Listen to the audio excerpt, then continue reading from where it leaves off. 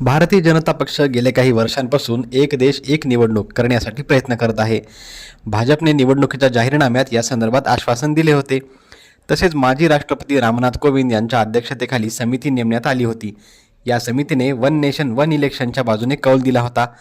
त्यानंतर बुधवारी पंतप्रधान नरेंद्र मोदी यांच्या अध्यक्षतेखाली केंद्रीय मंत्रिमंडळाची बैठक झाली. अखेर या बैठकीत वन नेशन वन इलेक्शन या कायद्याला मान्यता देण्यात आली. काय आहे वन नेशन वन इलेक्शन, त्याची ऐतिहासिक पार्श्वभूमी, त्याची गरज, या विधेयकासमोरील आव्हाने, त्याचे फायदे व तोटे यावर प्रकाश टाकूयात. नमस्कार, ट्रेन युअर ब्रेन या आपल्या लाडक्या यूट्यूब चॅनलमध्ये तुमचं स्वागत आहे. वन नेशन वन इलेक्शन या संकल्पनेशी संबंधित विधेयक आज 17 डिसेंबर 2024 रोजी लोकसभेत सादर झाले. केंद्रीय कायदा मंत्री अर्जुन राम मेघवाल हे संविधान सुधारणा विधेयक 2024 लोकसभेत मांडतील. या विधेयकाच्या पार्श्वभूमीवर भारतीय जनता पक्षाने आपल्या सर्व लोकसभा खासदारांना 3 ओळींचा व्हीप जारी करून सभागृहात उपस्थित राहण्याचे निर्देश दिले आहेत. तसेच काँग्रेस पक्षांनीही आपल्या खासदारांसाठी 3 ओळीचा व्हीप जारी केला आहे. विरोधी पक्षांनीही या विधेयकाला विरोध करण्याची योजना आखली आहे. संसदेच्या हिवाळी अधिवेशनात या विधेयकावर चर्चा होणार आहे. या विधेयकाच्या सादरीकरणानंतर संसदेतील चर्चा आणि निर्णय प्रक्रियेवर देशाचे लक्ष केंद्रित होणार आहे, ज्यामुळे भविष्यातील निवडणूक प्रक्रियेतील बदलांची दिशा निश्चित होईल. चला या विधेयकांचा थोडक्यात इतिहास पाहूयात. भारताला स्वतंत्रता मिळाल्यानंतर पहिल्या काही दशकात लोकसभा आणि राज्य विधानसभाच्या निवडणुका एकाच वेळी होत होत्या. 1951-52 पहिल्या सार्वत्रिक निवडणुकीत लोकसभा आणि सर्व राज्य विधानसभाच्या निवडणुका एकत्र घेतल्या गेल्या. 1957, 1962, 1967 या 3 दशकातही लोकसभा आणि विधानसभाच्या निवडणुका एकत्रित पद्धतीने घेण्यात गेल्या. 1968-69 राज्य विधानसभामध्ये अस्थिरता निर्माण होऊन सरकारे बरखास्त झाली आणि काही राज्यात मध्यावधी निवडणुका घ्याव्या लागल्या. त्यानंतर लोकसभा आणि विधानसभाच्या निवडणुका वेगवेगळ्या घेण्याची प्रथा सुरू झाली. 1971 लोकसभेच्या मध्यावधी निवडणुकीमुळे निवडणुकांची एकत्रित वेळ विस्कळीत झाली. या संकल्पनेचा पुनरुज्जीवन 2014 नंतर भारत सरकारने वन नेशन वन इलेक्शन या संकल्पनेवर पुन्हा विचार सुरू केला. 2016 नीती आयोगाने या विषयावर अहवाल सादर करून त्याच्या फायदे आणि तोट्यांवर चर्चा केली. तर 2017 संसदीय समितीने या विषयावर सविस्तर चर्चा केली. 2020 ते 23 या कालावधीमध्ये पंतप्रधान नरेंद्र मोदींनी वारंवार देशाला याबाबत विचारमंथन करण्याचे आवाहन केले. वन नेशन वन इलेक्शनची गरज, खर्च कमी करणे. प्रत्येक निवडणुकीत सरकारी यंत्रणा, प्रचार साहित्य आणि सुरक्षा व्यवस्थेसाठी प्रचंड खर्च होतो. एकत्र निवडणुकीने हा सर्व खर्च मोठ्या प्रमाणात कमी होऊ शकतो. प्रशासकीय अडथळे कमी होणे. वारंवार निवडणुका झाल्यामुळे प्रशासनाचा कामावर परिणाम होतो. निवडणुका एकाच वेळी झाल्यास प्रशासन विकास कामावर लक्ष केंद्रित करू शकेल. राजकीय स्थिरता. वारंवार निवडणुकांमुळे सरकारे अस्थिर होण्याची शक्यता असते.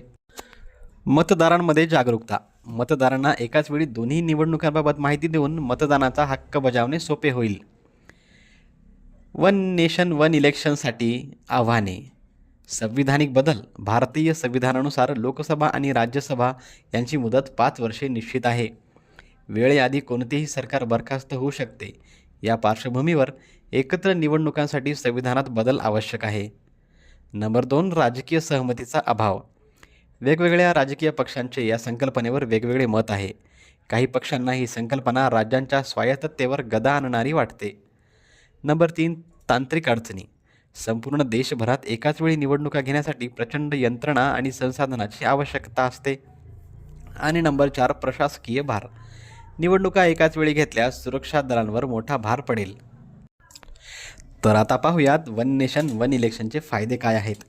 नंबर 1, खर्चात बचत. निवडणुका एकत्र घेतल्याने राजकीय पक्ष आणि सरकारचा खर्च मोठ्या प्रमाणात वाचेल. नंबर 2, विकासावर लक्ष केंद्रित. सरकार आणि प्रशासन सतत निवडणुकीच्या तयारीत व्यस्त न राहता विकास कामावर लक्ष केंद्रित करू शकतील. नंबर 3, मतदारांचा सहभाग वाढवणे. एकत्रित निवडणुकांमुळे मतदारांना मतदानाचा हक्क बजावणे सोपे होईल आणि मतदारांचा सहभाग वाढेल आणि यामुळे मतदानाचा टक्कासुद्धा वाढण्यास मदत होईल. नंबर 4, सुरक्षा व्यवस्थेचा खर्च कमी होईल. वारंवार निवडणुकींसाठी पोलीस आणि सुरक्षा दल तैनात करणे टाळता येईल.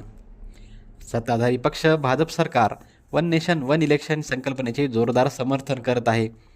त्यांच्या मते देशात स्थिरता साधण्यासाठी आणि विकास साधण्यासाठी ही संकल्पना आवश्यक आहे. तर विरोधी पक्षांना ही संकल्पना राज्यांच्या अधिकारावर गदा आणणारी वाटते. त्यांचा दावा आहे की एकत्र निवडणुकांमुळे राष्ट्रीय मुद्दे राज्यांच्या स्थानिक मुद्द्यावर मात करतील. तर चला आता पाहूयात या विधेयकासंबंधी तोटे काय आहेत. नंबर 1, राजकीय स्वायत्ततेवर परिणाम होऊन राज्यांच्या निवडणुकांचे वेळापत्रक लोकसभेच्या निवडणुकांवर अवलंबून राहील. नंबर 2, एकाच वेळी मतदान करताना मतदार गोंधळात पडू शकतो, त्यामुळे महत्त्वाच्या मुद्द्यावर लक्ष केंद्रित होऊ शकत नाही. नंबर 3, कोणत्याही राज्य सरकारने बहुमत गमावल्यास त्या राज्यातील सरकार बरखास्त करून पुन्हा निवडणुका घ्याव्या लागतील, ज्यामुळे वन नेशन वन इलेक्शन ही संकल्पना अपयशी होऊ शकते.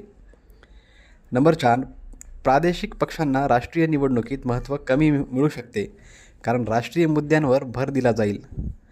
नंबर 5, या प्रणालीसाठी संविधानातील विविध कलमांमध्ये बदल करावे लागतील. हे परिवर्तन राजकीय आणि तांत्रिकदृष्ट्या आव्हानात्मक ठरू शकते. आणि नंबर 6, काही राज्यांमध्ये नैसर्गिक आपत्तीमुळे निवडणुका पुढे ढकलल्या गेल्यास ही संकल्पना विस्कळीत होऊ शकते.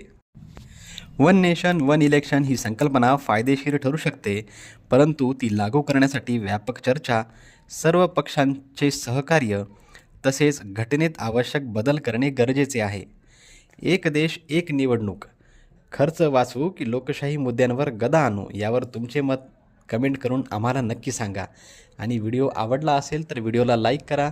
अशाच नवीन नवीन माहितीसाठी आपल्या चॅनलला सबस्क्राईब करा. धन्यवाद.